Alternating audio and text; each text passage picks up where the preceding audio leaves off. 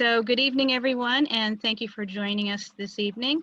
I am Denise Howard. I'm the current president of the Southeastern Connecticut Women's Network, and welcome to our first in our series of unconscious bias. I'd like to give special thanks to Camilla Ross, Lisa Giordano, and Kathy Green for working hard to put this series together. Tonight, our moderator is Adriane Jefferson. She is an executive in arts administration and cultural equity with expertise in program design, event and media production, grant making, external affairs, community partnerships, and new program initiatives. She specializes in professional development programming for young creative professionals, people of color, and social change. She is a thought leader, advisor, and educator pertaining to issues of diversity, equity, access, and inclusion. She has dedicated her career to creating programs that result in a more equitable, vibrant, and sustainable art landscape. So, Adriane is currently the director of the Department of Arts and Cultural Affairs for the City of New Haven. Prior to that, she was an arts program manager for the Connecticut Office of the Arts and the executive director of Writers Block, Inc. in New London, Connecticut. Wow, Adriane, it sounds like you've done a lot. I've done a little. So thank you for being our moderator, Adriane. I'll turn it over to you. Thank you so much. And thank you for that nice introduction. I always get so embarrassed when my bio is read. I'm like, you don't have to read the bio. Let me just, I'll just, start. But I really appreciate it. I'm very excited to be here to guide us in this conversation with some amazing panelists that I'll introduce you to very, very soon. And to really be able to talk about implicit bias. We all have implicit bias, whether conscious or unconscious, and it guides our decision making. It guides who we are. It guides even who we build relationships with. So it's very important that we are having this conversation. I wanted to first start with just reading the definition of implicit bias so that we're all on the same page. You'll see for me as we go through this conversation that having a shared understanding is so important for any conversation, so we know that we're all talking about the same thing. So the definition of implicit bias is the assumptions, the stereotypes, and unintentional actions, both positive and negative, that we make towards others based on identity labels like race, religion, sexual orientation, gender, or ability. Because our implicit associations are stored in our subconscious, we may act on those biases without even realizing it. So when I read that definition, I think, I always knew that that's what implicit bias was, but when I read that definition, to me, it really struck me, especially in the times that we are in, because this can be very, very dangerous if we don't understand and start to dismantle implicit biases. Because in a nutshell, it definitely impacts, without a doubt, our lives. Again, like I said, how we build relationships, who we build relationships with. And also, it comes down to very detrimental situations, such as what we're seeing with police brutality and attacks on Black and brown bodies. That starts with an implicit bias. So today, although in the definition, it broke it down by all different types of implicit bias, different categories of people who experience implicit bias, because we all carry them, we are going to be hyper-focused on implicit bias and how it perpetuates racism. And I think that I just want to thank you guys for having this and hosting this and setting this up to have this very specific conversation, because it's going to be very, very important going forward in how we move and how we act and adjust to dismantling these systems. So guiding us along in these conversations, we have an amazing panel with us today. I'm excited about this panel because not only do I respect these individuals personally and professionally, but I'm very, very close to all three of them. and so I think you guys are in for a treat just with the expertise and the passion that these individuals put behind the work that they do and also have towards addressing the issues of systemic racism and implicit biases.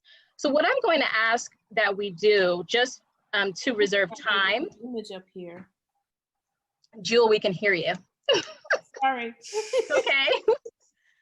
What I'm going to ask that the panel does is introduce themselves briefly and just talk about who you are, what your background is professionally. You can also talk a little bit personally, what this specific topic means to you, and also what you're hoping that people will take away from this conversation today.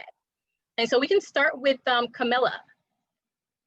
Hi, everybody. Camilla Ross here from the Emerson Theater Collaborative. And in addition to Sedona Arts Academy, I've been in the industry of the arts for, 35, 40 years. And I've enjoyed, this experience of just traveling the world and doing things that are, making people aware of what life's all about through theater. And so, in short, I reside in Sedona, Arizona at current. I also help Lisa Giordano with Emerson Theater Collaborative in Mystic, Connecticut. So that's where I hail from. That's my history. But on the other side of my brain, I do accounting and finance. So you need to figure out how I work on both sides of my brain. I get to teach at Three Rivers Community College still as an online adjunct instructor, which I really love.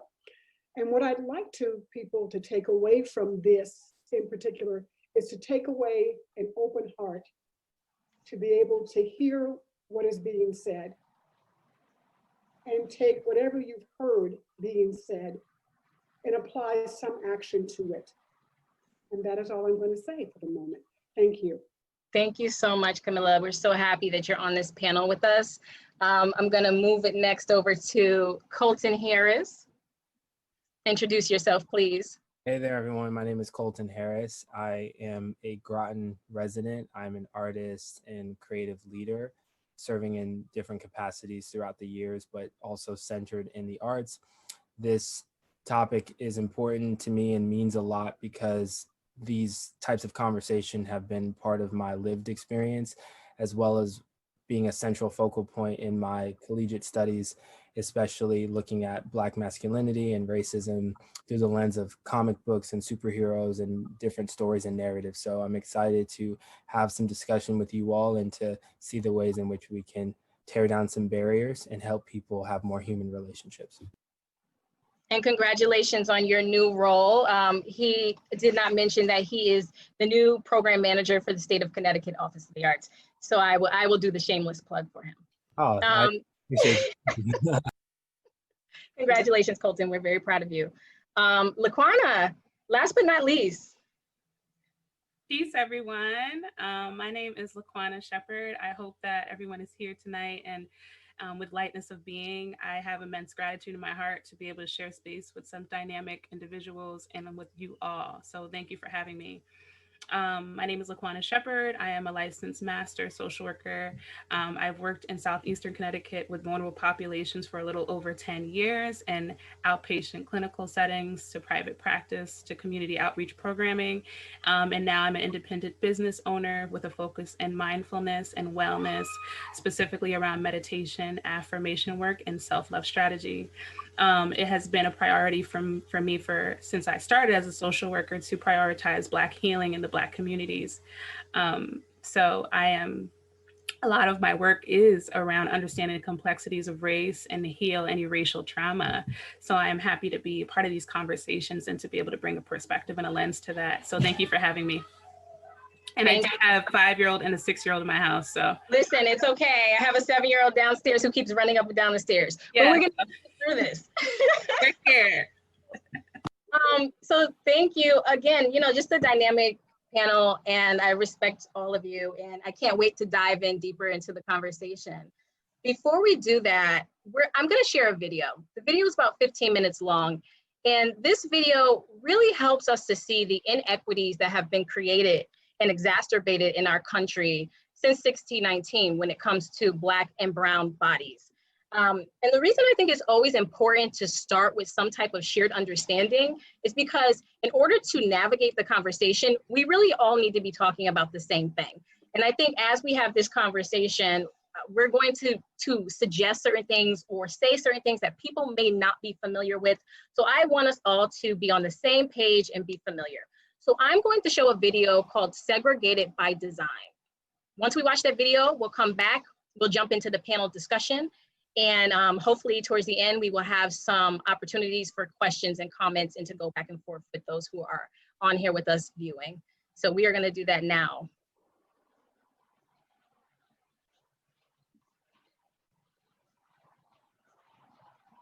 Just checking, everyone. Can you see my screen, Camilla? I see your face, so I'm going to ask you. Okay.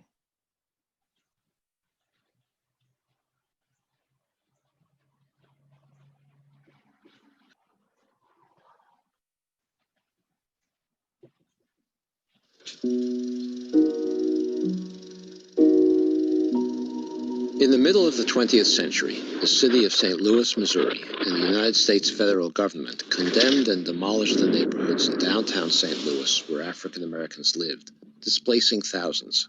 They built the Gateway Arch. They built a university, interstate highways, hospitals, and middle-class housing that was unaffordable to the former African American residents.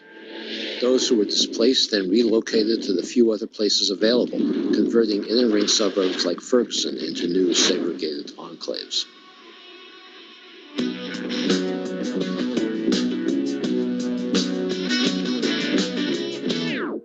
We have been led to believe that racial segregation in housing was de facto segregation, by accident or the result of private prejudices. Yes, private prejudice clearly contributed to segregation, but by itself it could not have segregated the country without the intention of the federal government to segregate neighborhoods throughout the nation. If, however, we understand the accurate history, the history that was once well known but we've all now forgotten, that racially segregated patterns in every metropolitan area like St. Louis were created by de jure segregation, racially explicit policy on the part of federal, state, and local governments designed to segregate metropolitan areas, then we can understand that we have an unconstitutional residential landscape. And if it's unconstitutional, then we have an obligation to remedy it. The federal government in the New Deal of the Roosevelt administration of the 1930s pursued policies in the mid-20th century that segregated metropolitan areas.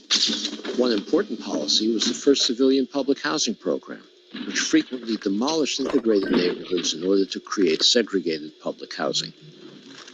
In the late 1930s, another New Deal program, the United States Housing Authority, was adopted. The very first projects built under the United States Housing Authority authorization were in Austin, Texas, because the most aggressive proponent of public housing at that time was the congressman from Austin, Lyndon Baines Johnson. And Johnson got the United States Housing Authority to put its first projects in Austin, separate projects for whites, for African Americans, and a project for Hispanics. The project for African Americans was placed in a location that the city plan of Austin had designated as a ghetto for African Americans. The United States Housing Authority and the local Austin Housing Authority demolished something called Emancipation Park, which was a celebrations location for the abolition of slavery. The design was to move all African Americans in the city of Austin into this community, whether in public housing or in private housing. The city of Austin then began to close schools for African Americans elsewhere in the city, and close libraries and other public facilities to force African Americans to move to the east side. Another program that the federal government pursued to enforce segregation was the work of the Federal Housing Administration, the FHA, which subsidized the development of suburbs like Levittown, New York, on condition that they only be sold to white families and that the homes in those suburbs had deeds that prohibited resale to African Americans. The Federal Housing Administration's underwriting manual said that inharmonious racial groups should not be permitted to live in the same communities, meaning that loans to African Americans could not be insured. Government at all levels throughout the nation were involved in promoting and enforcing the restrictive deeds in homes and places like Levittown, and judges enforced the view that these deeds did not violate the Constitution because they were private agreements. Although white middle-class families that moved into suburbs like Levittown could buy property with no down payments if they were veterans and low-interest mortgages, middle-class African Americans had to make substantial down payments and get uninsured mortgages with higher interest rates. In many, if not most cases, African Americans could not get mortgages at all because the federal government would not insure them. As a result, they bought their homes on contract, like an installment plan where they accumulated no equity and could be evicted from their homes in the event of a single missed payment. Thus, contract buyers do not have the option of leaving a declining neighborhood before their properties were paid for in full. If they did, they would lose everything they'd invested in that property to date. The term redlining comes from the federal government's creation of maps of urban areas nationwide. And those maps were color-coded to indicate where it was safe to insure mortgages. Anywhere African Americans lived, even places where African Americans lived nearby, were colored red to indicate to appraisers that these neighborhoods were too risky for the FHA to insure. The FHA's justification was that if African Americans bought homes in white neighborhoods, or even if they bought homes near those neighborhoods, the property values of the homes they were insuring, the white homes they were insuring, would decline, and therefore their loans would be at risk. In 1940, for example, a Detroit builder was denied FHA insurance for a project that was near an African American neighborhood. He then constructed a half-mile concrete wall, 6 feet high and a foot thick, separating the two neighborhoods, and then the FHA approved the loan. In the 3 decades during which it administered this policy, however, the agency never provided or obtained evidence to support its claim that integration undermined property values. In fact, often racial integration caused property values to increase because African Americans' housing supply was so restricted and they had so many fewer choices. If African Americans had access to housing throughout metropolitan areas, supply and demand balances would have kept their rents and home prices at reasonable levels.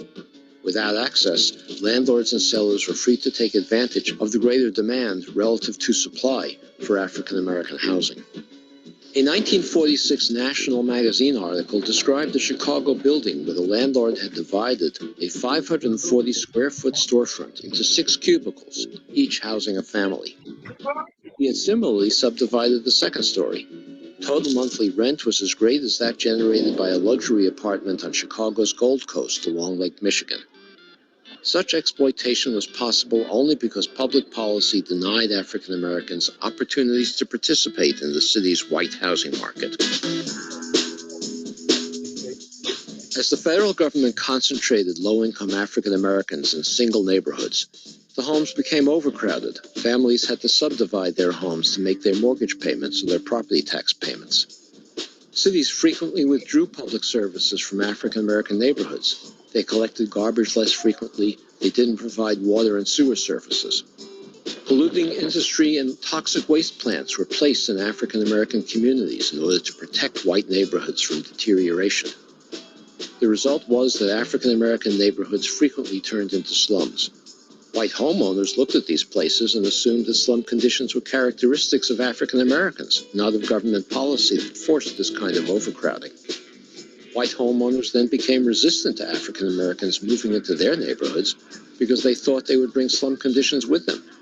Of course, the slums were not created by the people. They were created by the forced concentration, the overcrowding in these neighborhoods.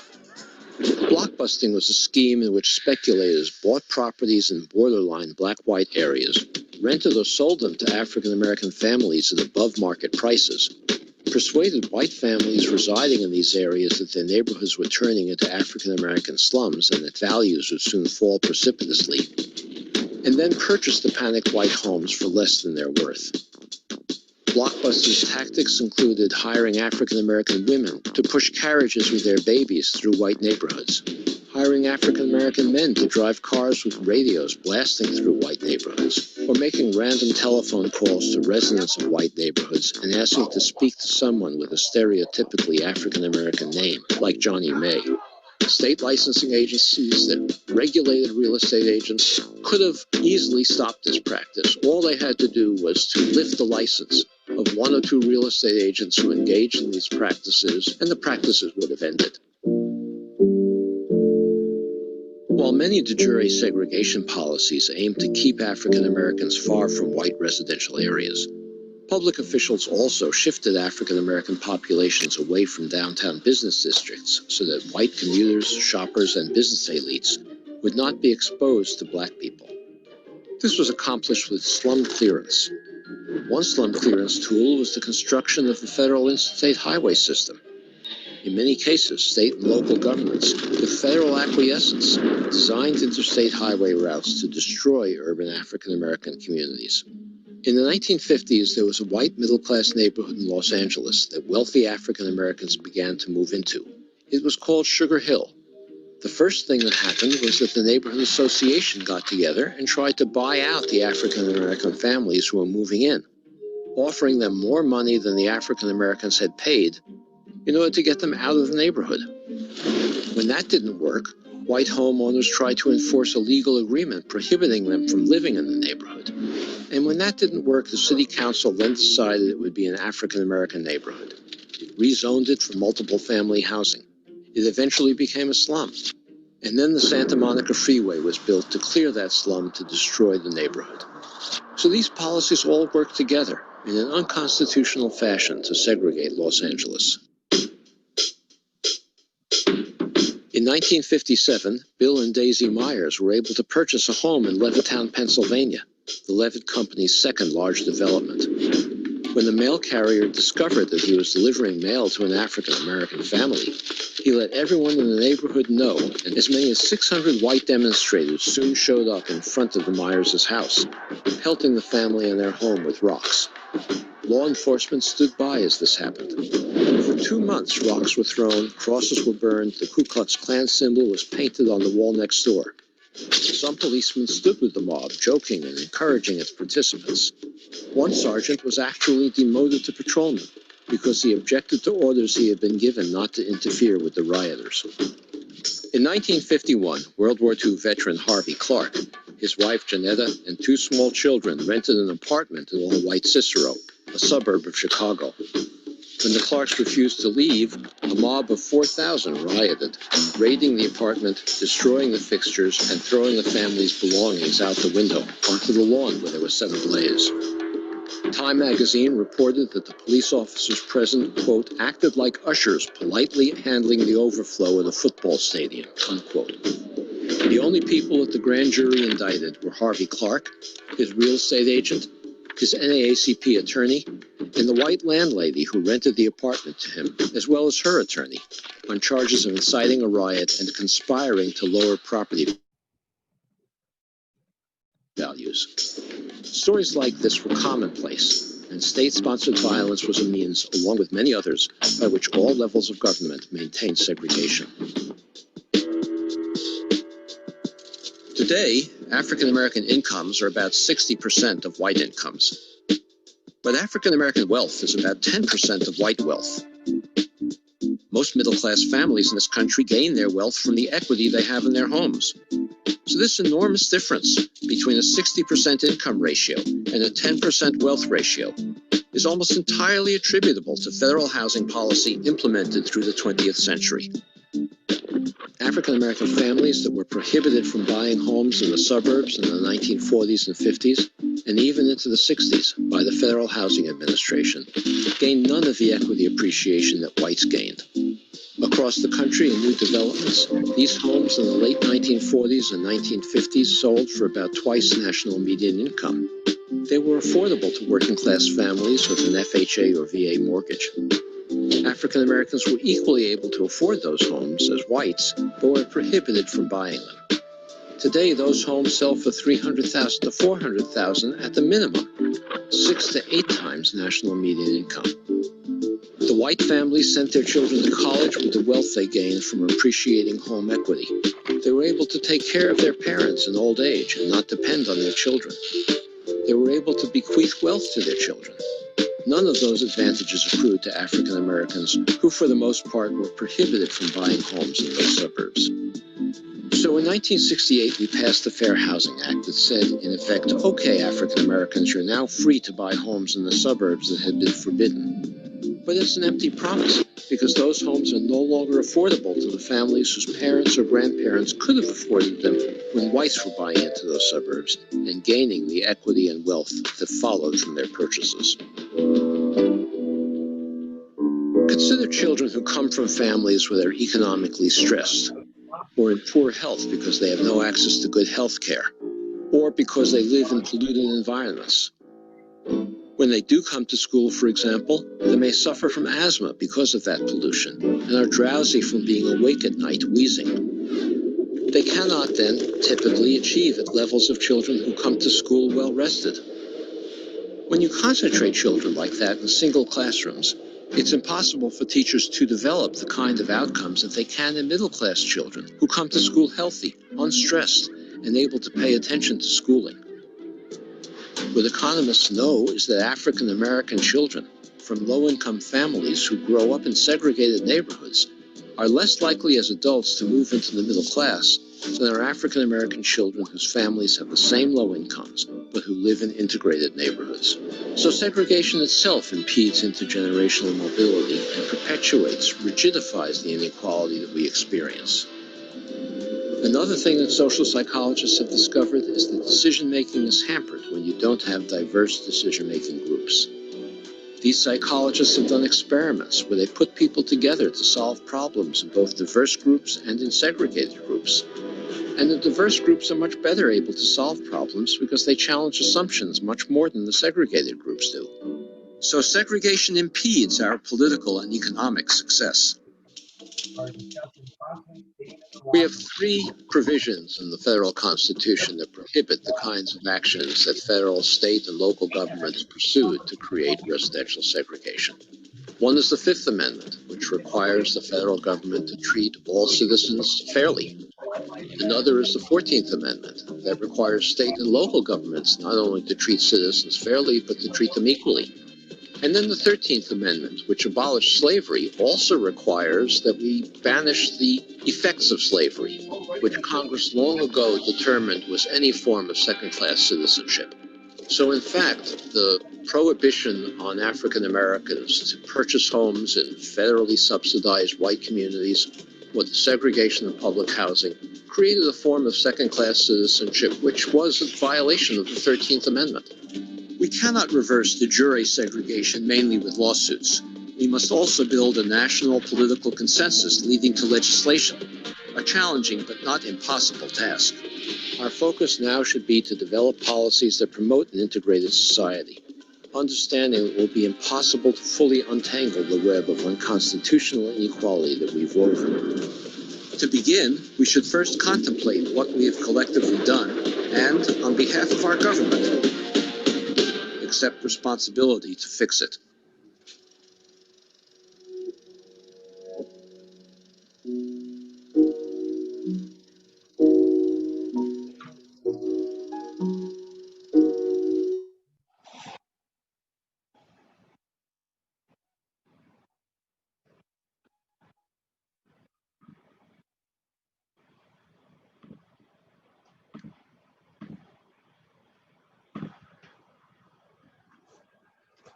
So, very powerful video. Every time I see it, I get very emotional, but also get hopeful about what we can do to remedy these situations.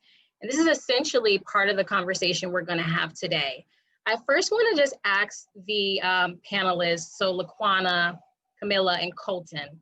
I want to ask you, do you have anything that from what we just watched that you would like to elaborate on or put a pin in, or anything that's just on your heart from that video that you would like to address before we move into the questions?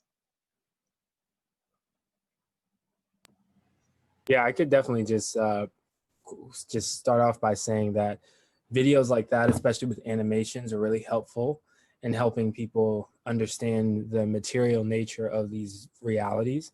And something that I just really want to emphasize that the video was showing is not just the social implications of racism, but really the systemic, that these are, what we're dealing with now is residue from literal policies, procedures, and institutional mechanisms that have created the grounds that we're in right now. So I hope that, especially folks who are in this process of learning, that we're not just talking about things on a social level of, oh, I use this word, I refer to this group as this group, but that marriage with policies. And although some of those laws and policies have evolved or changed, a lot of the residue was never addressed, which is why we're dealing with it now. Thank you, Kolton. Anyone else? Yes, Adrienne, I wanted to also just add, I was sharing with you all yesterday that I was reading Why Are All the Black Kids Sitting Together in the Cafeteria by Dr. Beverly Daniel Tatum. And she actually introduces the book talking about racial or residential segregation. And she says this, quote, residential segregation continues to be the structural linchpin in America's system of racial stratification. And I think that that video pretty much provides the visual we all need to understand that quote so much more, that if you want to affect access, you affect environment, you affect the way in which people are able to socially network by who they grow up around. And I think that, you know, the affect that redlining has had, gentrification, all that has had on our access speaks to the systematic racism and the byproducts of it that has affected our children. Steve, you know, it's powerful to sit and watch a video. It's important for people to know that systemic racism is so deeply embedded in the roots of this country. And every time I have one of these conversations, you know, I have to sit back and I really have to just, you know, take it in, and I hear it all. But it's important for everyone to understand that it's gonna take time. And we all have to work in this moment together. And it's a moment that has to be a continuous movement. And we have to acknowledge our history as a nation. When you do that, that opens the doorway for so much more. I did a program this morning at Phoenix Business Radio, and we're talking about funding and how important that funding is to African Americans and businesses. This is a worldwide issue on funding and how we do that and how we look at it. So Adrienne, I want to thank you for just showing that, because you cannot see it without feeling it. And it's important that we all feel that, because we as African Americans have been feeling that forever. That's all. Yeah. No, absolutely. Thank you for sharing and being so transparent. You know, I think, and then part of the reason, not just to have a shared foundation and an understanding of inequities as it pertains to Black and brown bodies, but also to just tie it to implicit bias, because there's so many arguments going on right now with people who are saying, oh, well, you know, what about the fact that like Black people are just, they're lazy, or, you know, there's a stereotype around that all Black people are a certain way, right? So we're not educated, right? That we have loopholes that allow us to get jobs now because businesses are checking boxes, right? So all of this is tied to implicit biases. But the reality is, when we're talking about Black and brown bodies and racism in particularly, this is systems. We're talking about systems that have been created since 1619 that have been intentional in the oppression of Black people. And I think that is very important to understand. But I want to go ahead and move this conversation forward. Before I do, if you are just joining us, thank you so much for joining us. We are asking that everyone turns off their cameras so that we only see the panelists. And I'm also suggesting that we put it on, if you put it on speaker view, so you could see the speakers as they are talking. But I wanted to start with the question, Kolton, you actually started to hint on this a little bit. Is noticing race racist? Is noticing race racist? You know, we get a lot of people who have this colorblind and y'all are all smiling because you know, like they swear they're colorblind. Listen, I'm not saying I do or do not believe it. I really want to hear from you.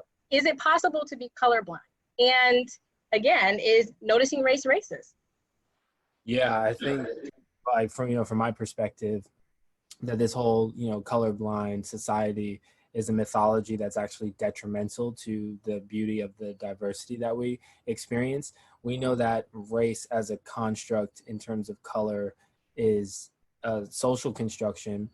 We are really one race, the human race. However, we have been operating within structures and systems that have disproportionately affected and oppressed, in terms of inequities, those who have a darker skin tone.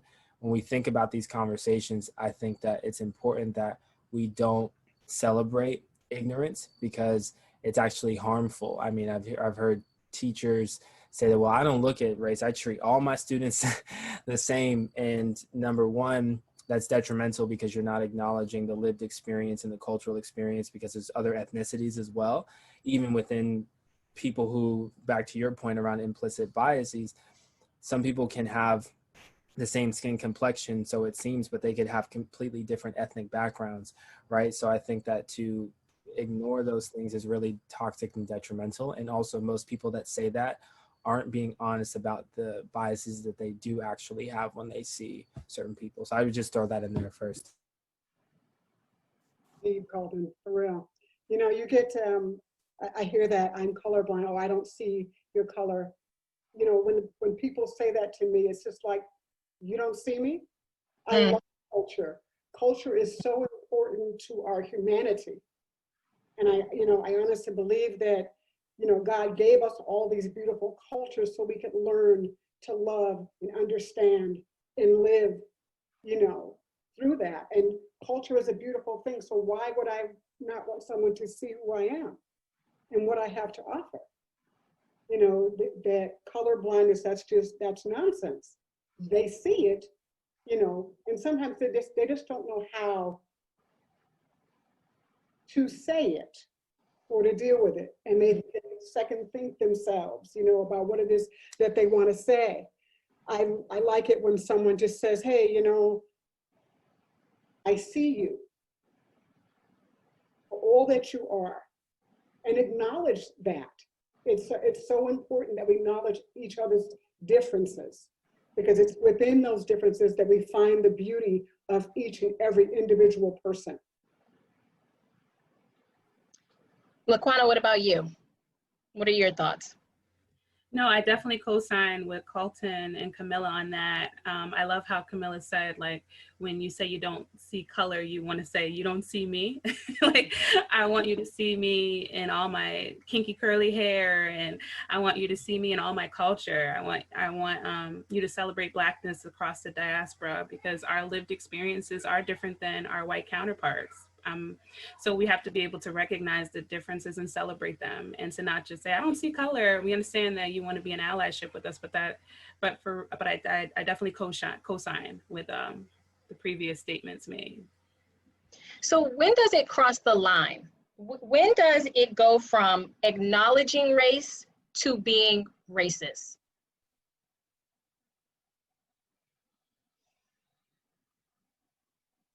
I'll say this. When you know what the history of African Americans has been, and you continue to say and do things that affect our emotional state as a people, that for me is when you cross the line. And I say, excuse me, you've just crossed my line.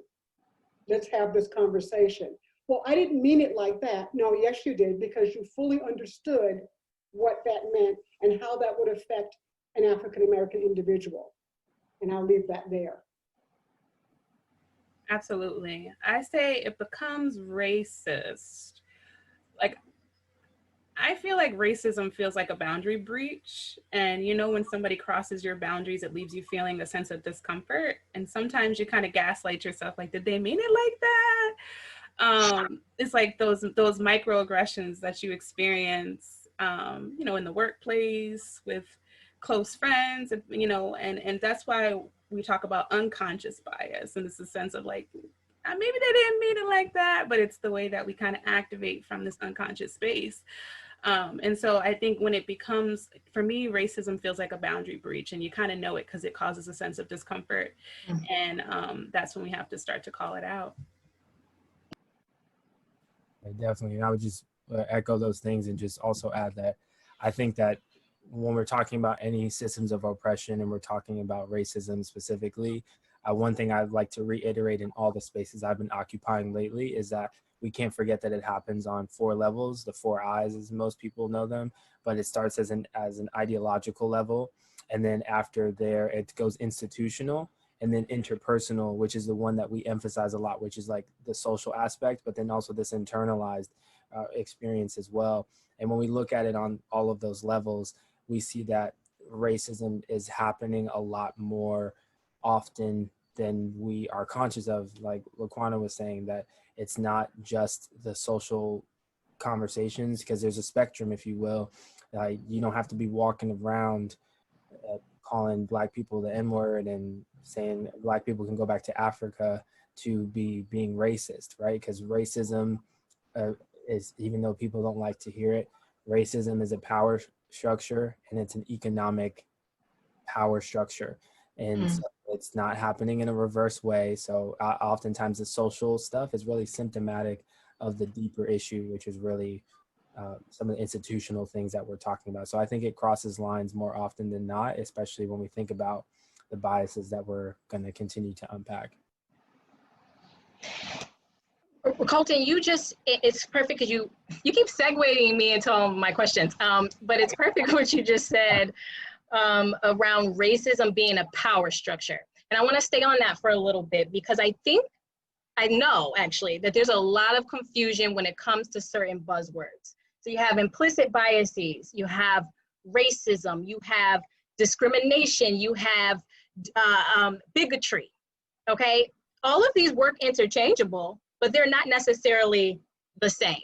So I was wondering if, Camilla, we could start with you. Can you explain the difference between bigotry, racism, and what's the other one that I had said? I mean, you can go the gamut, okay? You can all of them.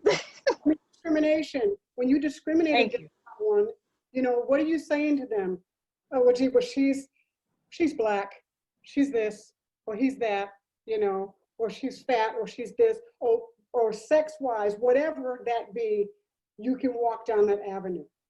Being a bigot is when you just outright, blatant, spit it right out of your mouth with no regard for anything or for any person, you know, and there's an action towards that bigotry that goes behind it. So no matter how you put those words together, they're not interchangeable, but they all lead to the same direction, if that makes sense. Yeah, and with that, I think it's specifically, I think where the confusion comes in is like when we talk about racism, we're specifically talking about prejudices as well as suppression and oppression based on of race, right? And so the reason why I said it's a power structure is because we can't forget the true history of our country, and that slavery is instituted for free economic agricultural labor, which was building the economy. And so how do you continue to keep this free labor going on? You create a social construction that you justify by saying, hey, this group of people, they were made to do this thing, and they're not equal to us, and they're not human, so like they're only worthy to do XYZ. To discriminate or to have a prejudice, that can go across the boards, right? It's whether, you know, oh yeah, like you said, Camilla, like, oh, she's fat, so I'll tell you just a quick funny story. I have a friend who was with her group of friends, and they were trying to get into a club, and one of their friends with them is like a little bit bigger than them, and the guy at the door was like about to let them in because he thought they were cute and everything, and he was like, oh yeah, y'all are good, but not her, like your friend, right? And the way that she told it to me is hilarious. Like we laughed about it, but she was like, yo, we were like, fine, like, no, you're taking all of us and or none of us, right? So we discriminate and excluding people from things based on a particular prejudice against someone, right? So discrimination can happen on a macro level and people are conscious of it, but it also happens in small ways. And then lastly, I'll just say that bigotry is really more of what we've been seeing as like the rage of racism. And when people are saying hurtful, derogatory statements, whether it be racial slurs or people spray painting and words aren't allowed in this space, or people, you know, explicitly saying damaging things that are irrational, but are really intense and then inspire fear and inspire really hatred in a lot of ways. Adriane, I do want to say that people need to know that Black history is American history. Mm-hmm. Absolutely. I mean, let's get real. It is American history, and it needs to be acknowledged.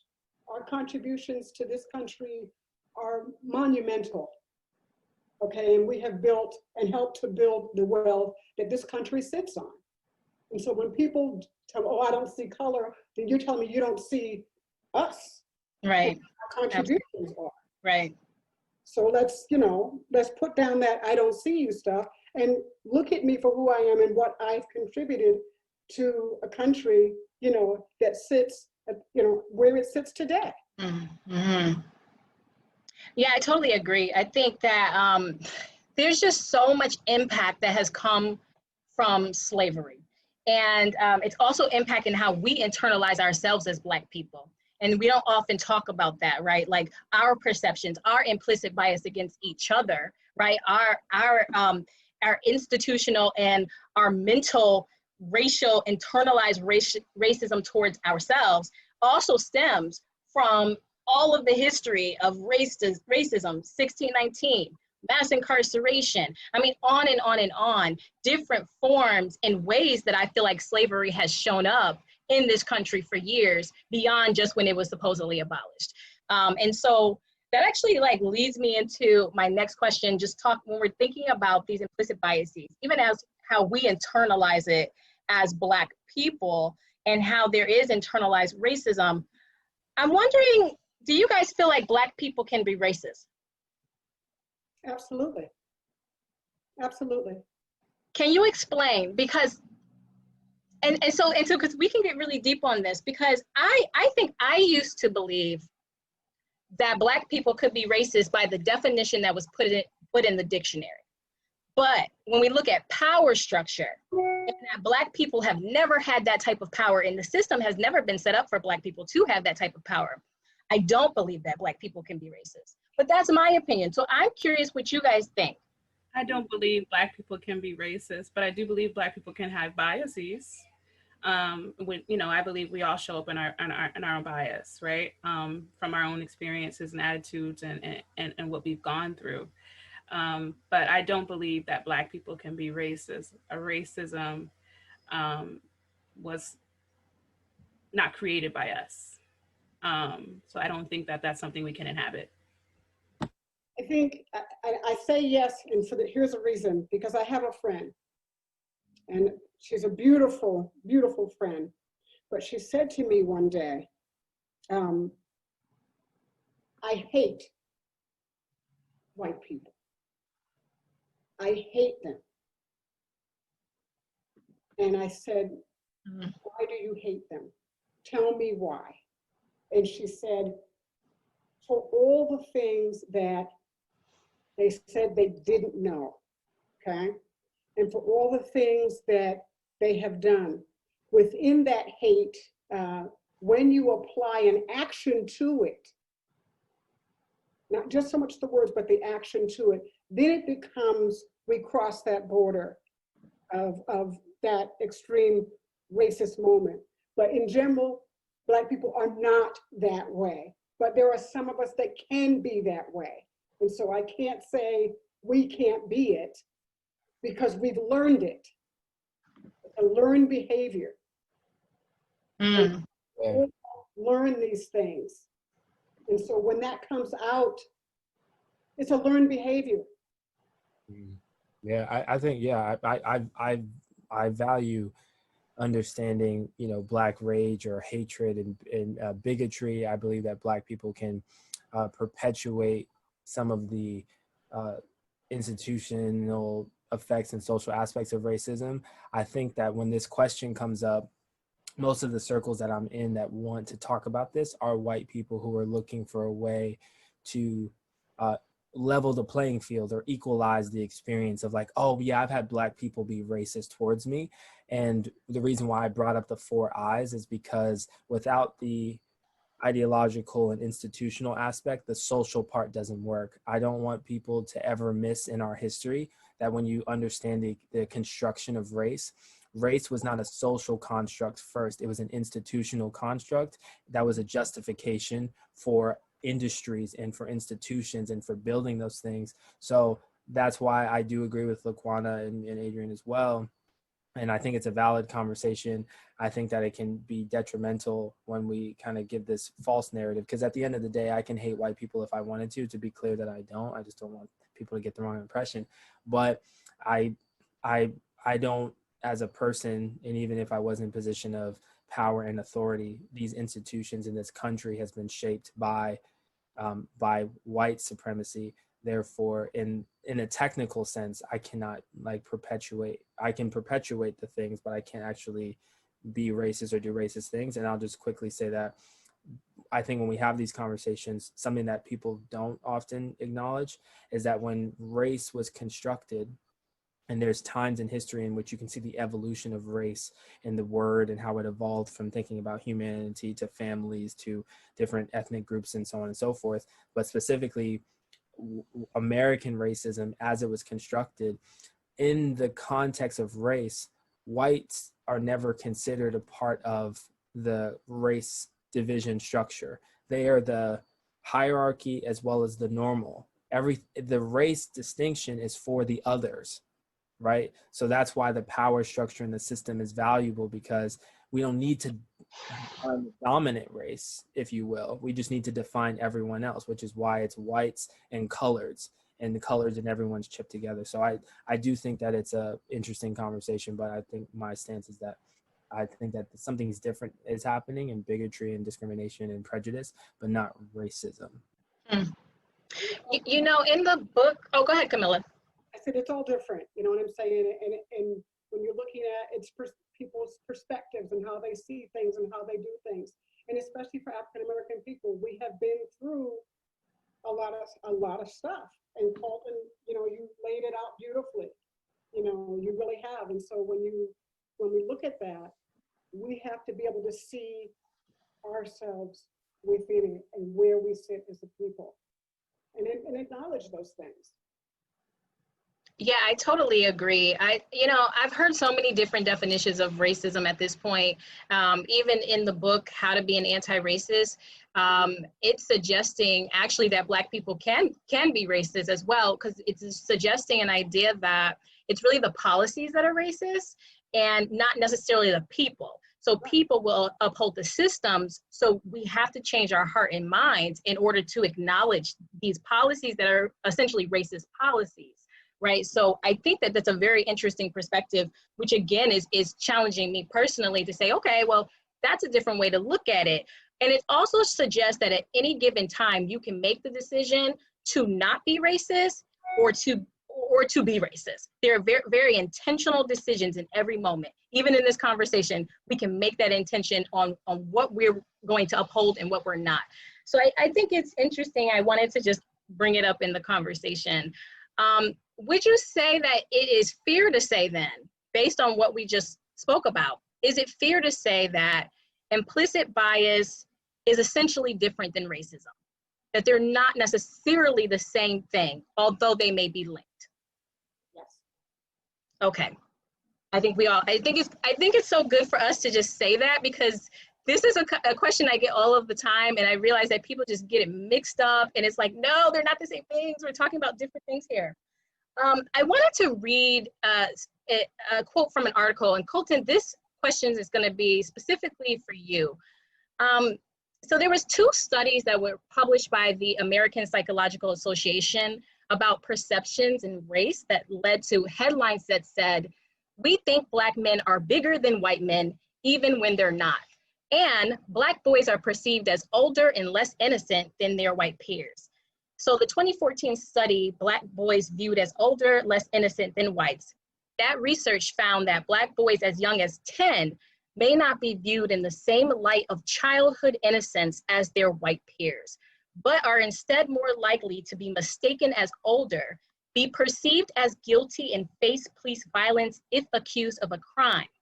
Children in most societies are considered to be a distinct group with characteristics such as innocence and the need for protection. But the research shows that Black boys can be seen as responsible for their actions at an age when white boys still benefit from the assumption that children are essentially innocent.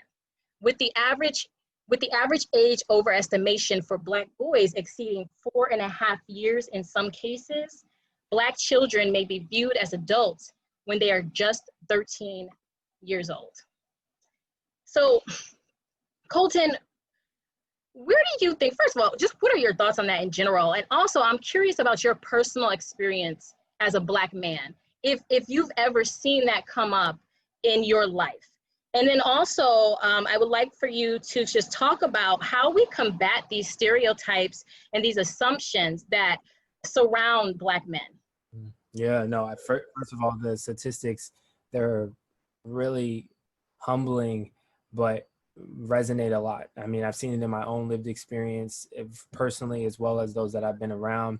And something that I want to share in this space is that I think that it's important that, especially when we're talking about racism and implicit bias, that stereotypes are tools, and they're tools to dehumanize bodies so that when it's time to execute or to arrest or to imprison particular constituents, it's easier to do that because of the narratives around. So I don't want to lose that. That's a lot of these stereotypical perceptions have been shaped over time. And I think it started even in slavery, and the Black body, Black men have always been hyper masculine and seen as hyper, sexual and fetish. And we see it with what someone put in the chat, Tamir Rice, but also we think about,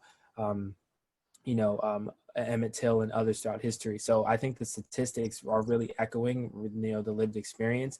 I mean, I experienced that on the playground. I was in a group, and what we were doing was wrong. I was held accountable at a different level. I was in stores. I was being followed at a much earlier age. I was with a group of people one time because I grew up, skateboarding, and at the skate park, I was always the token Black kid who was skating with, everyone else. And I was usually one of the younger ones in the group, but the cops would show up every so often because there was drug activity and other things happening. And I was targeted many times. I was like, my mom would have to sometimes sit at the park with me because she didn't know what would happen sometimes, like when I was younger. And been falsely accused for things. I had, as a child, I had a phobia of dogs because I was attacked by one. And one day a police officer came into the park because they were looking for someone, and they brought the dogs in. And the police officer kind of came near me. So I moved out of the way, and he's like, "Oh, what are you moving for?" And I was like, "I'm really afraid of dogs. I don't want to be near it." And he kept letting the dog come near me. He's like, "Are you sure you're just afraid, or are you hiding something else?" Right. And so I was just having those experiences of just I was a little kid, right? I'm wearing a helmet. I'm not trying to do anything, but they're looking for someone who has drugs. And so he's assuming that I'm lying about my fear. So I think that these things are real, and they happen in a lot more ways. And I think the ways, and some of it comes from people's perceptions and the movies that they watch. They think that all Black boys come from certain neighborhoods and know what they're doing and have experienced all these things. And it's really a major shame. And I think some of the ways in which we can undo these things is providing space, especially in institutions like school, for children as a whole, but also young Black children, young Black boys, to have space for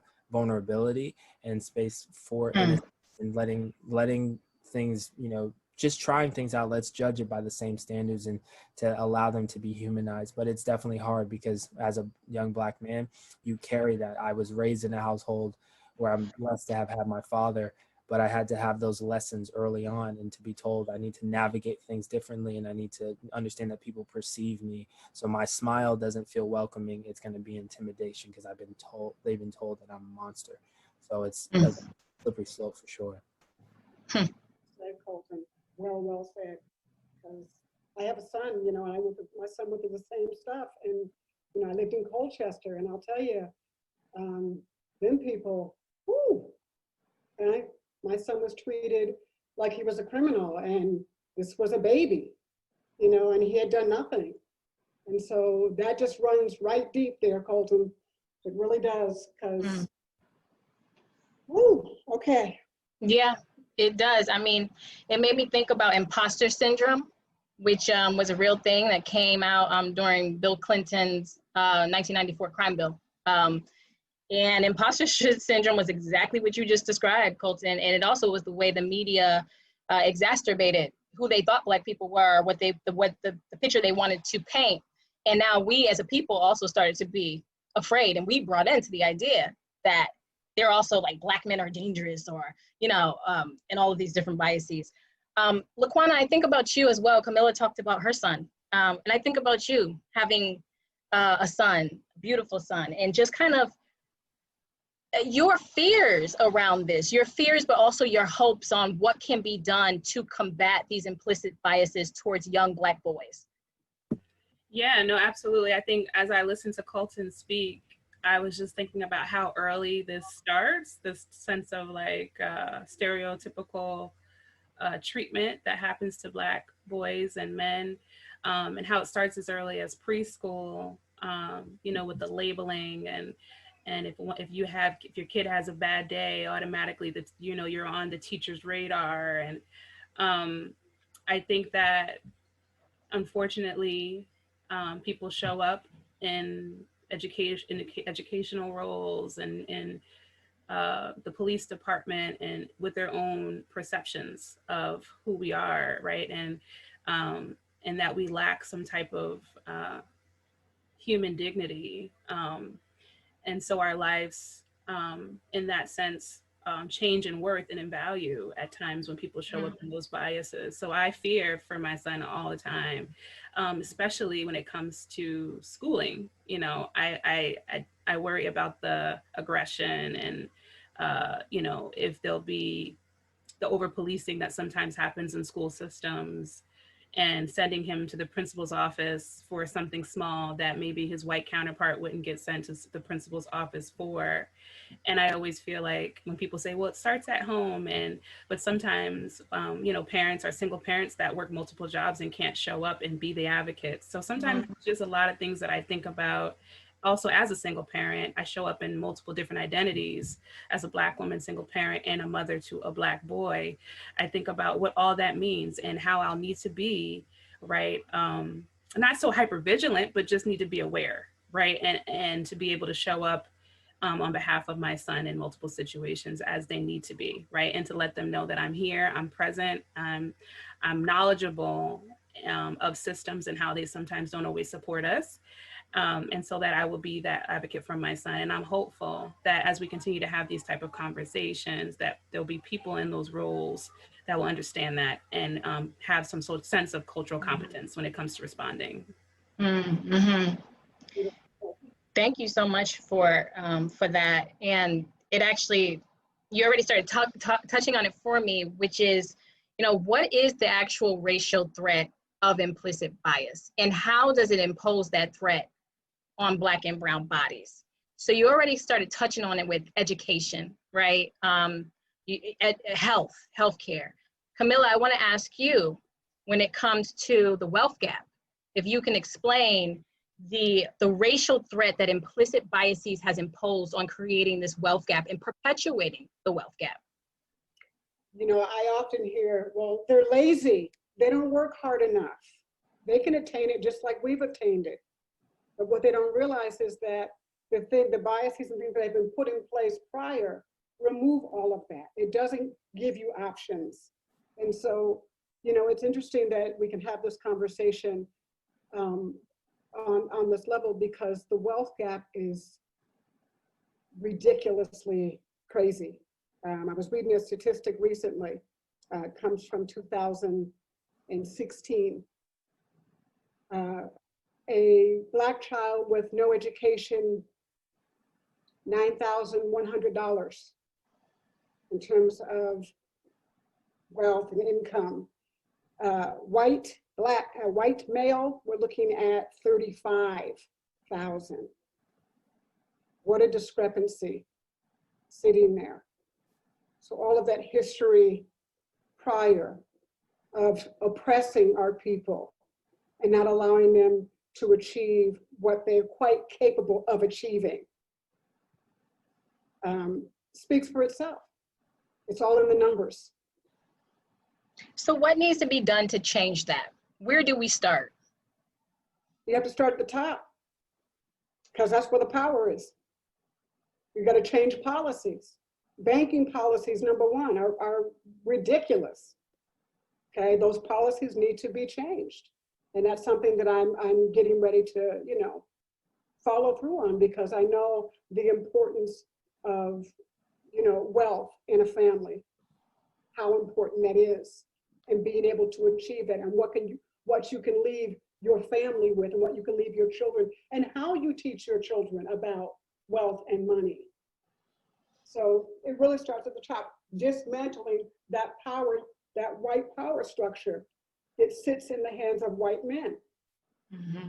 Okay, just outright blank. And even women, we can even go that route. Women don't even have that. Okay, so let's keep it real. It's the white male power structure that has been put in place forever. That needs to be dismantled. And we can start with the banking system. Mm. So you would say we need more Black-owned banks. We need to build everything. And honestly, that's where we need to build. We need to start building our own businesses and our own banks and those things that we know that we as a people need. We know what we need. Yeah.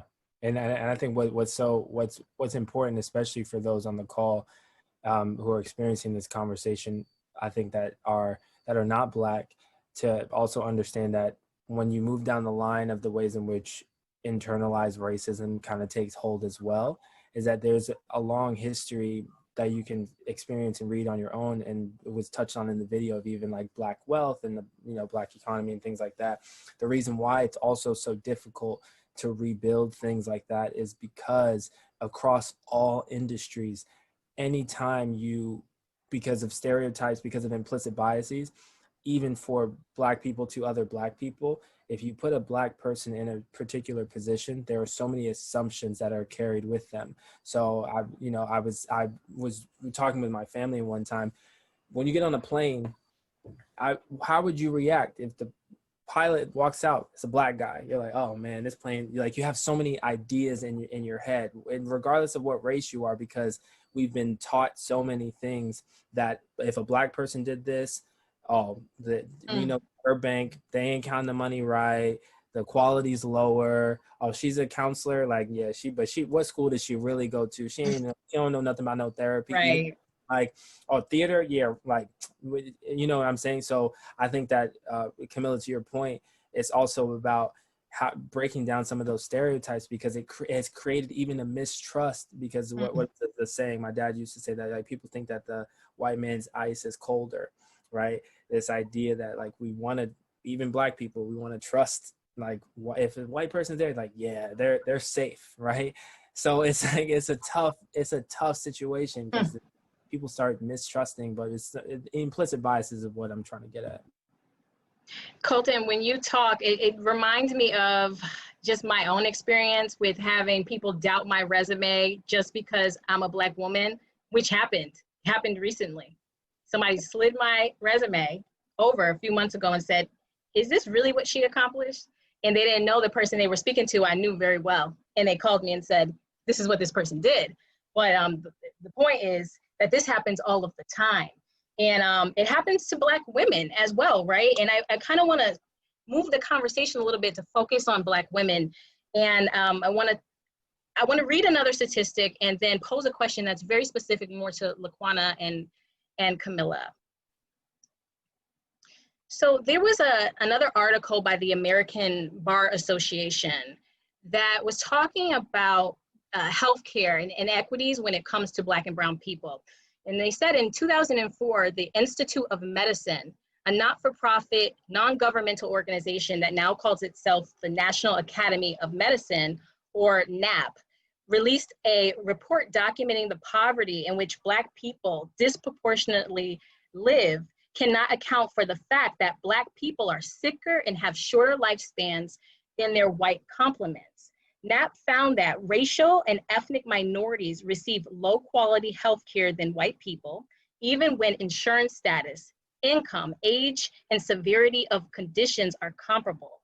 NAP is referring to the concrete inferior care that physicians give their Black patients. NAP reported that Black and brown persons are less likely than white persons to be given appropriate cardiac care, to receive kidney dialysis or transplants, and to receive the best treatments for stroke, cancer, or AIDS. Now, furthermore, bringing in the point of view of Black women, there was a survey that was released saying that Black women often feel dismissed or ignored entirely, and they feel like they are met with suspicion from doctors, that they have to prove that they are actually in pain before receiving medicine, and that doctors believe that Black women are only coming to the doctor to receive drugs for the use of recreational drugs. And therefore they are not thoroughly examined, and they are told that they are not told about their full array of treatments. Yes, Edie. You know, I had breast cancer, okay? And I went to a doctor, and I'm gonna leave him nameless, but I said to him, I said, I would like to have an MRI done. What do you need that for? For what reason would you need an MRI for? And I said to him, I said, you know, I would like to have a baseline. So if my cancer comes back again, I know where it started, you know, and what kind of treatments are available, you know? He didn't want to do the MRI. I said, if I have to pay for it, I will pay for it, but we're going to do it. So we ended up doing it, and thank God we did, because the day that I was due to have surgery here, he had not read the MRI till the day I was due to have surgery. He walks in and he says, oh, thank goodness we did the MRI. We can't do surgery today. Because not only did I had more than one tumor. Had they opened me up, I would have been done, right? But this guy, he wanted to argue with me about what I needed, and I'm advocating for myself. The treatments that they wanted to give me were not the same treatments they were going to give this white woman. But yet I asked about those alternative treatments, okay? So me having to advocate for myself, having other people try to advocate on my behalf. This is such a,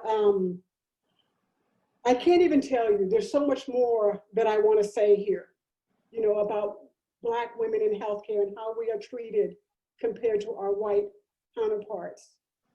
It is a disgusting situation and an institution that just puts Black women at the bottom of the ladder when it comes to their health. The stresses that are put upon our people every day affects our own natural health from within. How can we not be sick every time? I mean, think about all the stresses that are put upon Black people. What does that do to the body, to the mind? Right. I mean, first of all, I'm so sorry that that was your experience, you know, and it continues to be our experience as Black women. It really infuriates me. It makes me very emotional.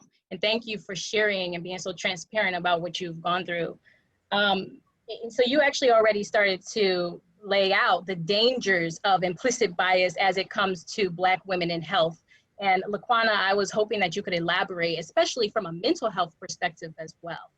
Yeah, I mean, I don't think any of us on this call are a stranger to the assumed radical strength that culture has reiterated several times that Black women have, right? They assume that we are so strong and not in need of special care and attention, and it's reiterated in many systems, and particularly here we're discussing the racial disparities in healthcare, and it's real.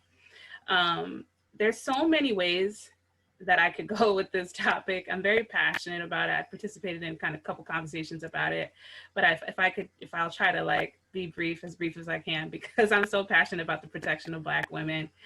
But So I think the reality is like okay, so let me take it. There's so many places I can go with this, Adriane. You got time. Go ahead. You got time. But I think about, like, first of all, how sometimes Black women in our country are put in a disadvantage through the criminal justice system when about 90% of the people in the criminal justice system are Black or Brown or Latinx men, correct? So when they go away, Black women are carrying their families, right? Do they have time for medical attention and to be doing all their regular checkups when they're doing that? No, they do not.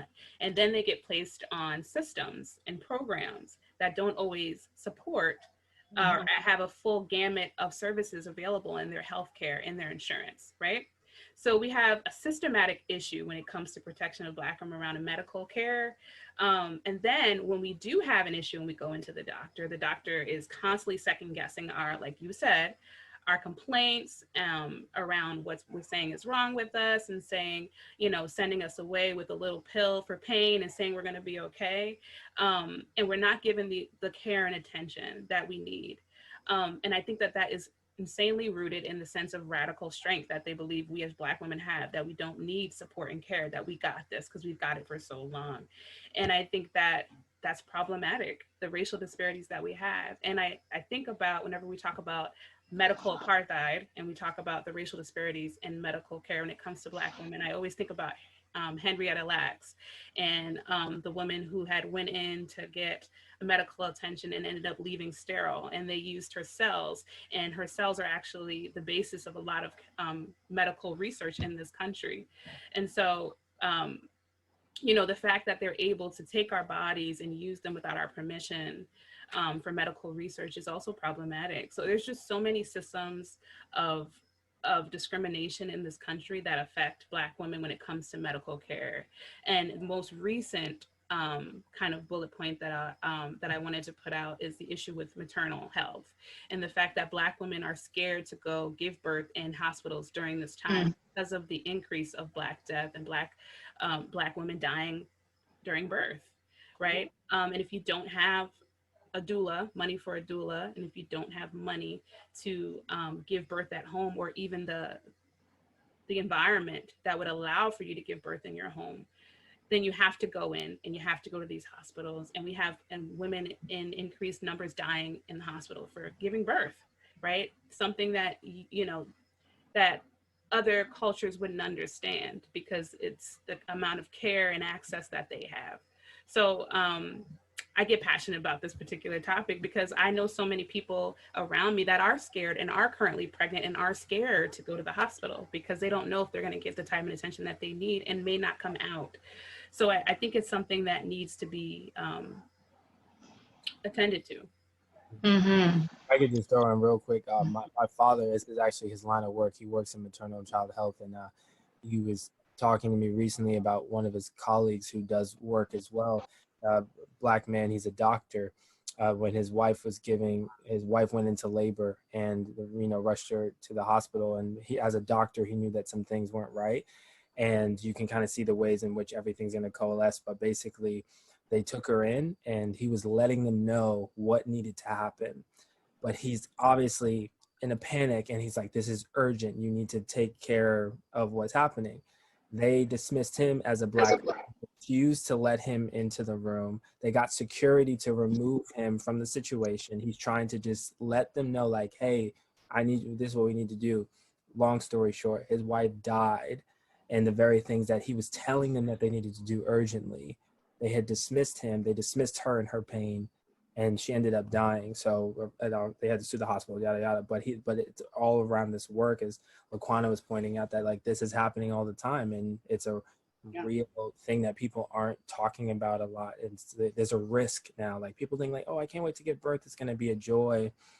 Black women are like, how are we going to do this? and like, it's a tough situation. So.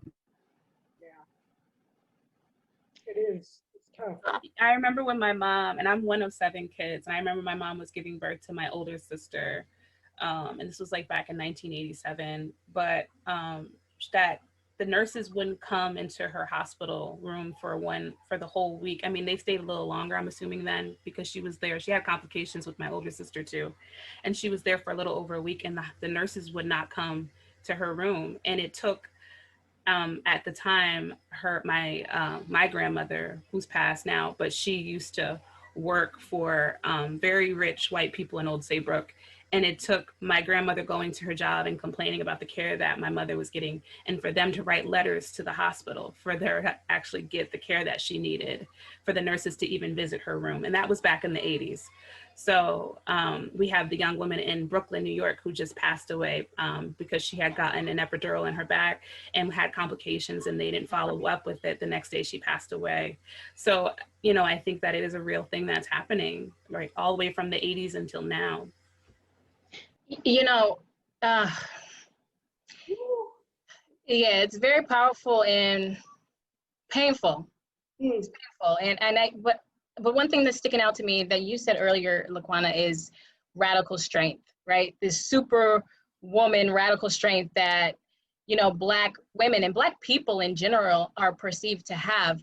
And one thing that was coming to my mind as all of you were talking about is the root of that, right? The root of that is from when they were trying to justify slavery. And so they said that Black people are less than human and therefore feel less pain. They had doctors and scientists actually try to prove this. And obviously they were racist doctors and scientists that proved this. And that has carried on to this day into the medical field and to how society operates. So it's important to always understand our history and the root of what we're seeing today and how things very much continue to exist based on systems that were created from since 1619.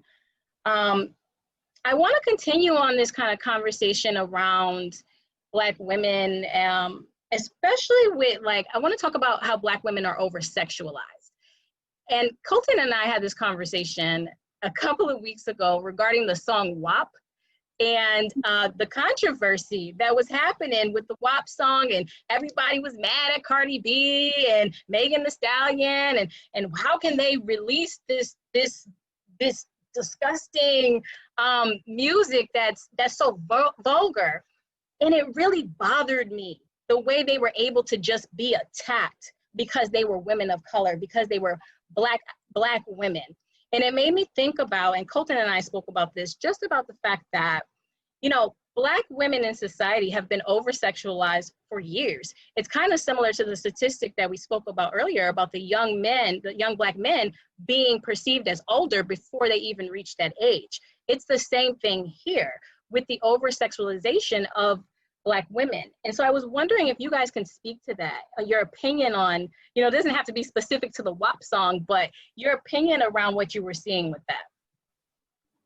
Yeah, I just would like to lift up real quick, as you mentioned, we had talked about it. Something that I would love for people to be conscious of is that a side part of this conversation that is not always emphasized at the forefront is also the sexual abuse and molestation of young Black girls in a lot of experiences. It's not uncommon. I have people that I'm connected to who were, because of this over-sexualization, this narrative, have also been victims to sexual violence.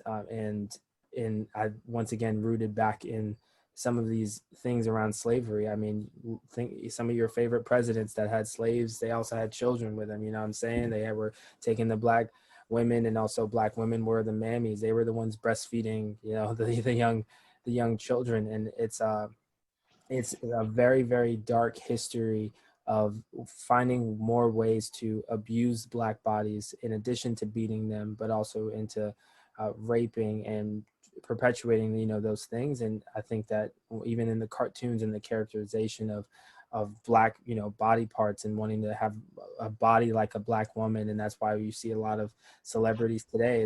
The goal of the body is to look like a Black woman because her body is sex and sexual, and you have the license to look, to touch if you want, because it's not really hers, and also condemn when it's more exposed than you would like. So regardless on your views and your perspective of the moral implications, I think it's undeniable that what we see in media and TV, and also even in people's practical relationships, people think that they can just touch Black women any old way that they want to. And it's a very, very, it starts at a young age.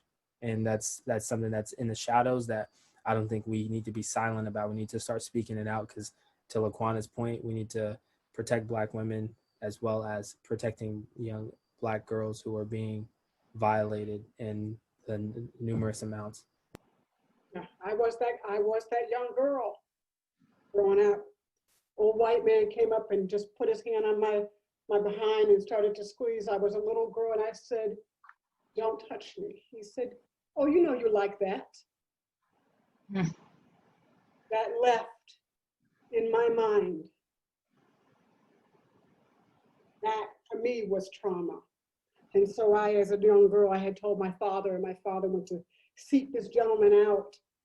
And my mother, you know, just being a young kid, it was just, that was trauma.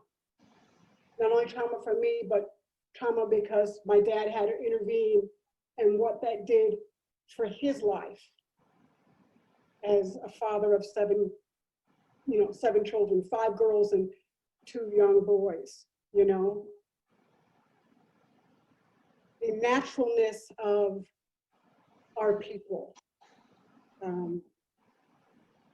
That is the beauty of our people, our naturalness, our God-given beauty as a people. And they want to take that beautiful naturalness and make it something ugly. And that's not it.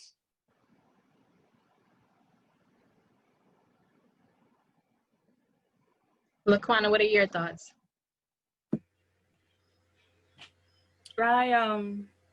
Camilla, thank you for that. It's just very powerful statement made about just the over-sexualization that happens of young girls so early on. Just like our bodies are, like, it almost feels like you have no power over it, right? You have no choice.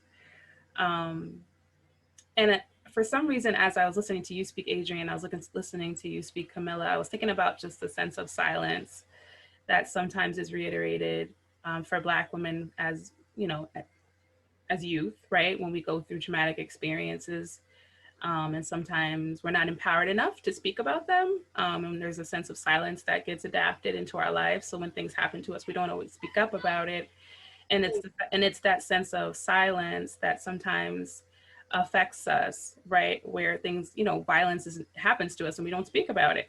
And I think that we have to start empowering young girls and Black women from the start to know their boundaries, know their body, right? And know their circles of trust, and be able to express themselves and feel emboldened enough to do so and know that it's safe to do it. And I think when I come from a mental health perspective and I think about the work that we need to do with young women early on to be able to know their voice, right? And to be able to know their truth and to feel confident enough and to know that their worth is not centered around their bodies. And so sometimes when we think about music like WAP, you know, and don't get me wrong, and I believe in sensual liberation. I believe in like this divinity that we have, that we should be able to use our bodies in a way that we want to and not have to explain it. And we also have to think about young people who are sexually abused, right? And I think Kolton brought this point up, and it's so poignant that we have to be able to be cognizant of that and to not reiterate to them that, yes, your body is a tool. Yes, you use your body, your worth is connected to your body, right? And so our music and our media and our culture has to be cognizant of that, yeah, we can be sensually liberated, but also reiterate that our bodies are not, our worth is not determined by our body, right?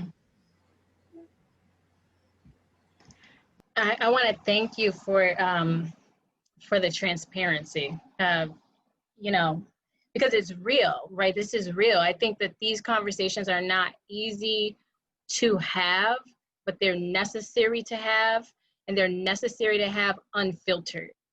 You know, it's not going to be comfortable. And for us to get to a point of truth, for us to get to a point of rectification, for us to get to a point of remedy, we have to have these type of very transparent conversations. I want us to end with one final question, and then open it up for a 15-minute Q&A for anybody who's on here with us who may have comments or questions for the panel. You know, we spoke a lot today, you know, all about implicit bias as it pertains to race, how do we begin to do the work to resolve implicit bias? Where does it start? How do you identify it? And then once you identify it, how do you begin to reduce the implicit bias that's in society today? What is the work that people need to do? Look in the mirror. Take a good long look at yourself and where you sit with all of your biases. We all have them. Being truthful with who you are and where you sit. I got to clean up my own house before I can clean up somebody else's house. And while I'm cleaning my house and I see those things, I'm having those conversations with them, because you have to have that conversation. And they need to acknowledge that in which they speak on those biases. So I try to make myself every day, look in that mirror every day. What is it about me? What is my contribution, to this? But I'm calling people out and I'm acknowledging what's being said. And you can do that any number of ways. But I think it's important that we look in the mirror each day and see that. Absolutely, Camilla.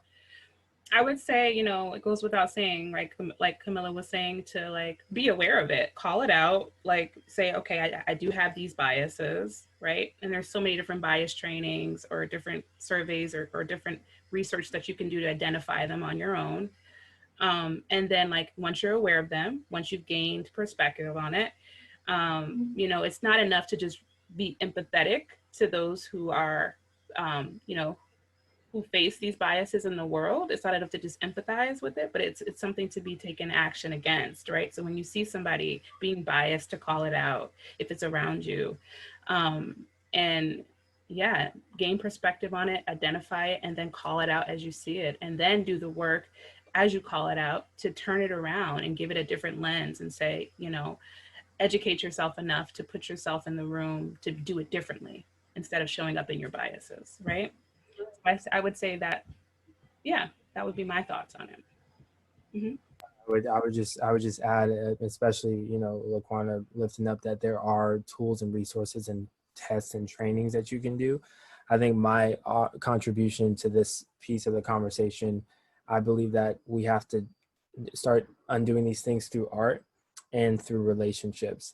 And what I mean by that is, I think that regardless of what people group or entities that you have biases against, right? Some people have specific implicit biases against people who are older or whatever, but specifically within race, I would encourage you to build authentic, vibrant relationships with the people that you've been fed negative information about. And I would just say explicitly, it's more than just having a Black friend.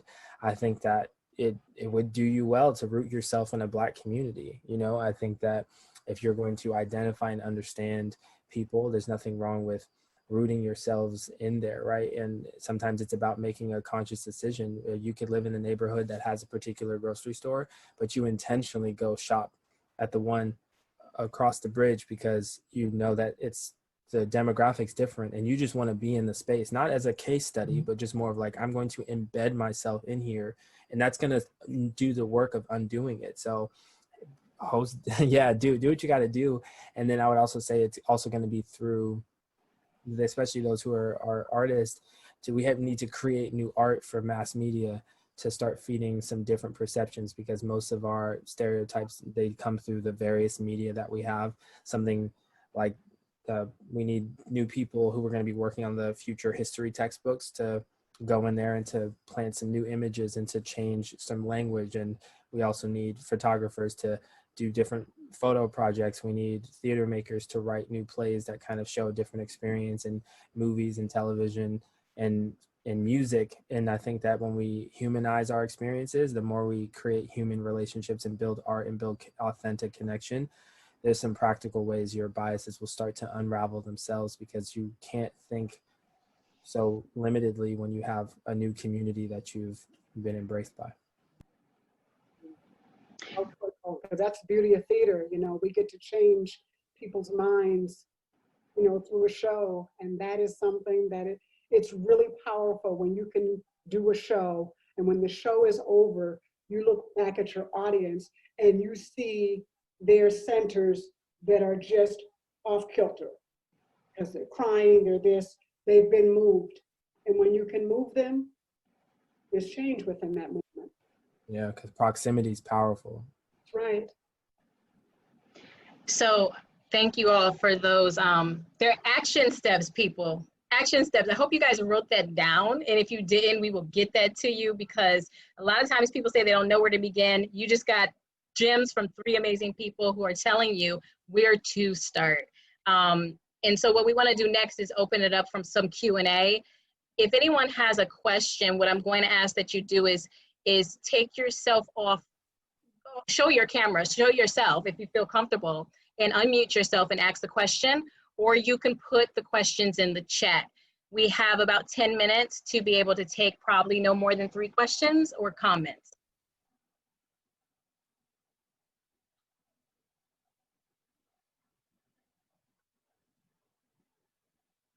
Anyone have questions or comments? I'm sure somebody has a question or a comment. Don't be afraid.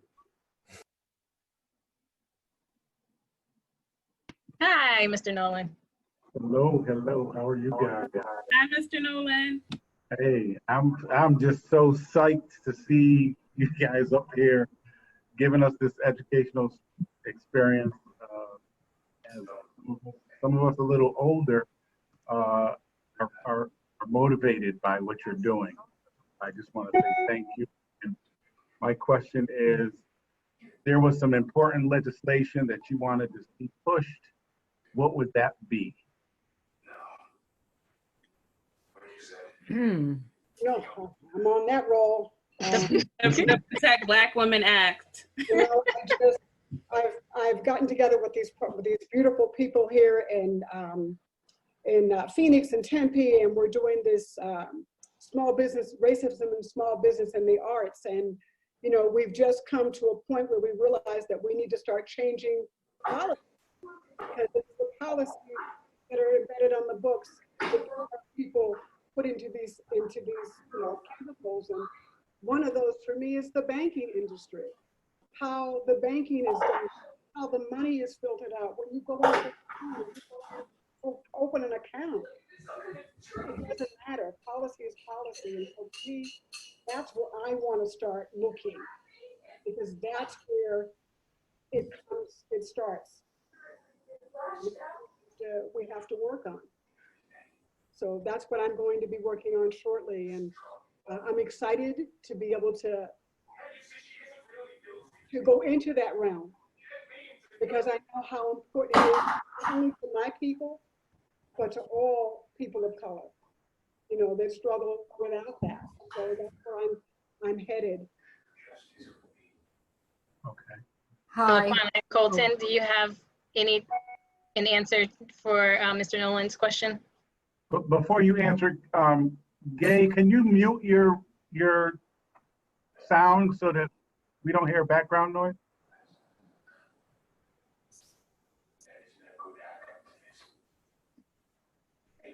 I also think the host can probably go. Oh yeah, I was gonna say you can also do mute all. I'm not the one hosting the actual Zoom, so I'm not sure. Okay. Can we get a host? Okay, it's all taken care of now. Thank you, Gay. Awesome. Yeah, some legislation. I mean, I think that the main sectors that I definitely, I mean, yeah, that's a tough one. I think a lot about education, but I won't go into too much detail, but I definitely told Adriane this. I had a chance to spend some time in Berlin, Germany, and just looking at the ways in which the country of Germany has handled the atrocity of the Holocaust actually gives a great blueprint for the ways in which there are equity bills and laws and legislation that can be implemented locally as well as nationally that don't just extend to reparations, but even beyond that. But I definitely think that there's probably some things in those realms that I think that could really be helpful. But that's a really great question. I want to chew on more. Okay. And I'm free for getting emails in regards to it also, but I'm just trying to get a sense of where you guys might need some help from someone who's in that position now. We appreciate you, Officer Nolan, and all that you're doing. Thank you so much. Yeah. I just want to highlight what Stephanie Clark said in the chat, the Crown Act and Doula Advisory Committee and certification for starters. And I'll tell you that is on the list. So we're pushing for that as soon as the new session opens. Thank you. Someone's sharing their screen. Who's sharing their screen? It's me, and I don't know how to unshare it. There I am. Please unshare, because I can't see. I'm still a newbie. I do have a question or a comment. At the top. Go ahead. Here we go. Hi, my name's Nan, and I want to thank you all for this. It's been really wonderful. I'm working very hard at trying to expand my knowledge base, and it's very helpful to me. I live in Westerly, and so I'm grateful to you all. If I was understanding correctly, I had to go in the other room for a minute. Somebody spoke about, I'm going to get the words wrong, but trying to immerse myself into your culture. And living in Westerly, which has a very small Black population, it's not even, you don't naturally run into people of color. So I sent a message to a local church that is a mostly Black congregation, and said that I was interested. I'd been thinking about this for years, actually, and I had been thinking about attending their church. But now that we're in COVID time, of course, they're doing their church by Zoom. And I wasn't sure if that would be appropriate, if it would be, tell me if I should pursue that. I haven't heard back from them. This was over a week ago. Or should I just wait until I can be there in person? I'm not sure about how best to do this. I grew up at a local Episcopal church. Help me. Yeah, well, I mean, first of all, I would say that one of the terrible things about racism in America is that it has created a segregation within church communities, because there is no, biblically speaking, there's no Black church and white church, but because of the ways racism is seeped into everything that we do, it's created this distinction. So I would encourage you to pursue that if that's a space that you want to honestly and genuinely fellowship and serve alongside people with, learn more scripture and grow spiritually. I think that it's something that you should pursue and not delay for racial reasons, because the institution of the church is not really predicated or built upon the structure of race. There's a higher thing, entity and exploration going on. So I would say definitely commit to doing that and pursue it. I don't think that it's a secret club or it's intrusive. If that's where you want to fellowship, then go right on in and praise the Lord and do what you gotta do. Yeah, there's so much diversity and there's so much culture you can get in Black church. And I realize that every Black experience is not the same as my Black experience, but I have to say, like, you can get so much from Black culture, you know, in that sense. So I guess that's what I'm really after. I because my exposure from birth has been so very limited. I'm lucky because my parents never neither of them had a bone in their body that made me treat anyone any differently. Everyone was always the same. But when you don't have the opportunity to see that in action within yourself, at least my response to that is, okay, let's just do this. Let's learn. That's my goal, is to learn. Yeah, I would liberate you, all the more. Embed yourself and go in there with openness and with love, and go there for the mutual purpose of serving, learning, growing together. So go ahead and do it.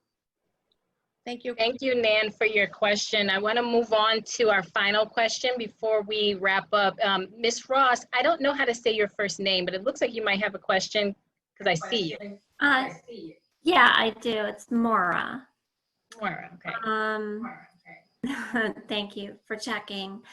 So I wanted to, well, first of all, this is extremely eye-opening.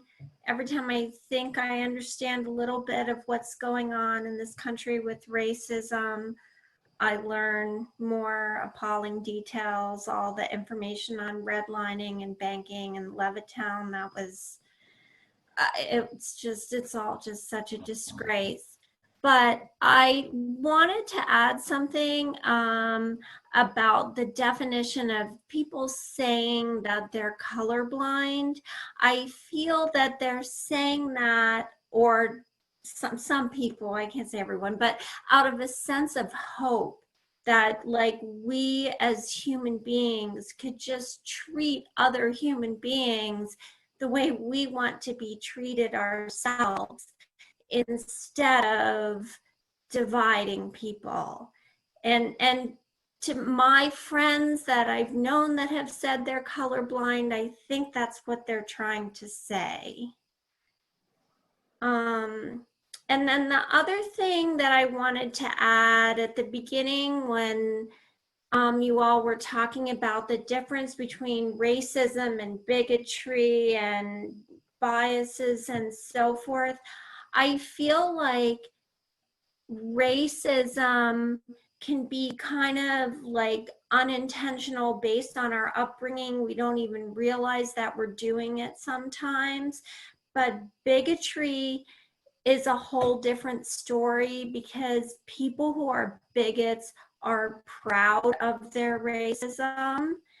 And I was wondering if anybody has any suggestions how to, for me as a white person, to talk to another white person who is a bigot, because I just get so upset that like I just can't even talk. Or is it hopeless when somebody is proud of their racism? Yeah, I would say thank you said. I think that the hope of color blindness, I think I understand the intention, and I would say that our differences aren't actually an evil, beautiful to be celebrated. I think even when we talk about those in our community that are not able-bodied and have different disabilities, oh well, I don't care. Is there some type of echo? Sorry, Kolton, I want you to be heard, and so I'm thinking there's echo. Maura, can you mute your sound? Okay, thank you. It's better now? Yes. Okay, great. Yeah, so I'll just quickly sum up what I was saying, and then I'll open up, like, because I know we're closing. Yeah, so I think that I commend that hope. I think that if we're going to move forward, a phrase that's often used in my household is that we have to accept our reality and deal with it. And the reality is that our distinctions are there, but they're also very, very eclectic and beautiful. And so we don't want to be blind to them. We want to acknowledge them and celebrate all the different perspectives, but also the ways that we serve and love people is actually going to be specific to their particular needs, right? So when we're building a building, it's nice to think about, well, can everyone get in here? Is it accessible to all different types of people? If you're in a wheelchair, or maybe you can't, you're afraid of heights, like we want to accommodate, right? So I just wanted to say that. And then I'll lastly quickly say that I don't believe that it is hopeless and a lost cause to talk to someone that is proud of their racism. I went to school with a young man who was very proud of his racism, and he would often say things to me, but years ago he had a very life-changing experience and sat with me in tears, repentant and apologetic. So I would just quickly say that I don't give up on anyone, and I think that regardless of where someone stands, that we have to love them to healing and to awakening, because it's more reflective of some things that are happening within them. So that's one piece I would add, but I'm sure others have other steps to that. But don't give up on them because we need them. Yeah, it's true. You know, you have to love people where they are, okay, in their journey, whatever that journey is for them. If he's going to be that way, you love them right through it, because in the Emerald Zone, like Kolton said, there's going to be a time where they're going to come into a situation, and it's going to be a person of color that helps to heal them in so many different ways.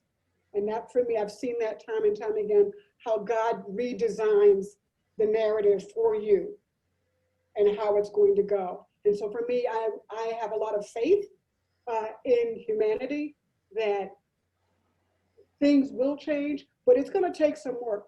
And it's going to take loving people through whatever they're going through, however they're feeling in that moment. You know, because when you're God-centered, you have no choice but to love them through that. Yeah.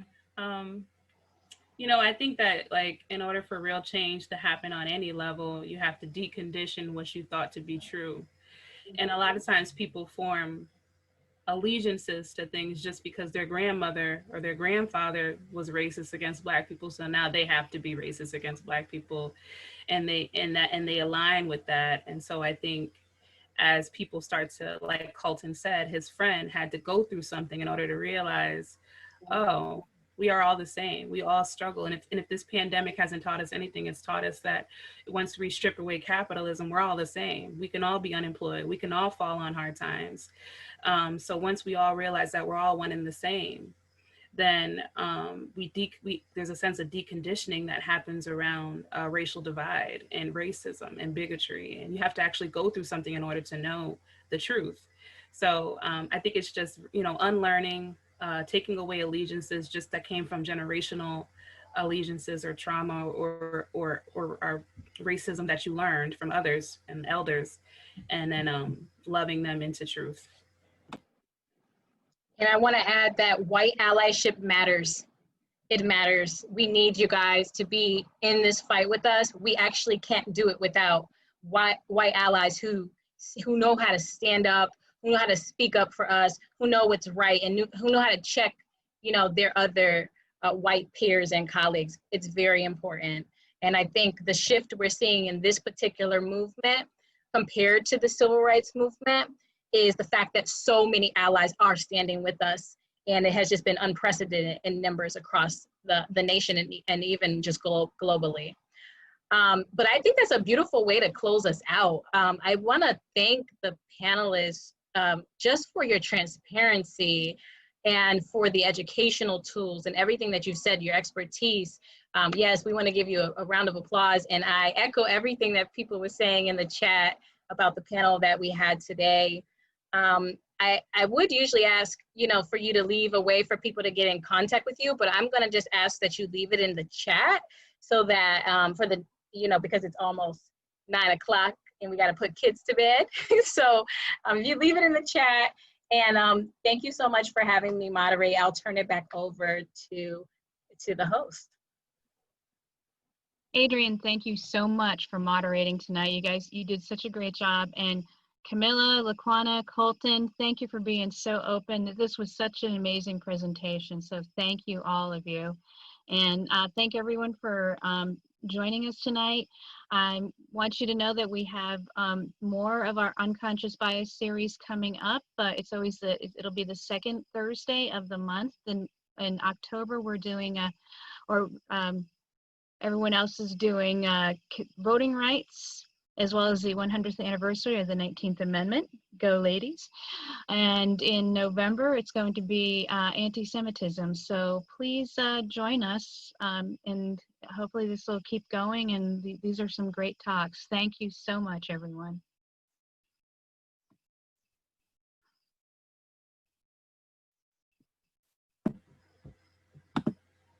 Thank you, you guys.